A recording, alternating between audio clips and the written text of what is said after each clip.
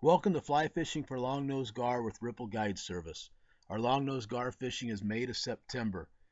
They're big, they're powerful, and they're plentiful. You can't beat longnose gar. Most of our fishing for gar is done during our smallmouth trips, although to some guys, the gar is definitely king. They're beautiful fish, as you can see in this next image. The coloration on their tail and their lower body especially is just gorgeous. They're great fish for kids because even a small one like this is big, and a big one like this is a giant. Most of the flies that we're using are actually hookless. This is a fly made out of rope, and what this does is it gets entangled in their teeth, as you see here. Their mouths are filled with rows of tiny little needle-like teeth that get tangled in the rope. And when we find them, as you can see in this video, we find them in pretty good numbers. And when they eat, look at that rod bend. Look at the power in that fish.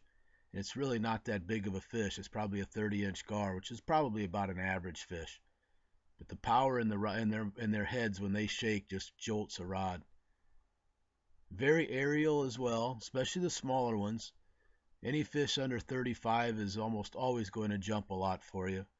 And it's pretty awesome to see a 50-inch fish jump out of the water 4 or 5 times too.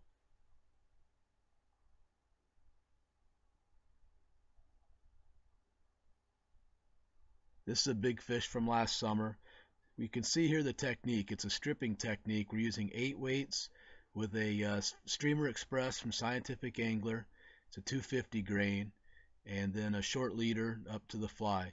Not really any need to use wire leaders with gar, as their teeth aren't sharp on the edges like a pike. They're very sharp on the points. They'll cut you really badly if you get your hand in their mouth, which is why if you notice in all the pictures we're wearing heavy-duty gloves.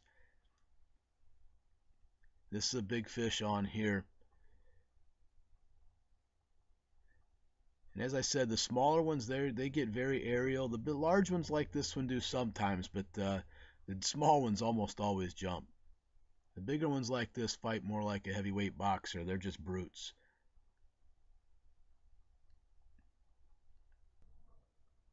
You'll see the glove in use here. Make sure you go invest in a good glove if you're going to do any gar fishing, because their teeth really will tear you up.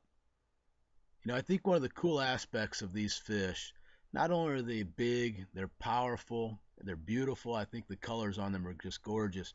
But it's a pretty easy big fish trip, and the weather is typically nice because it's done during the middle of the summer.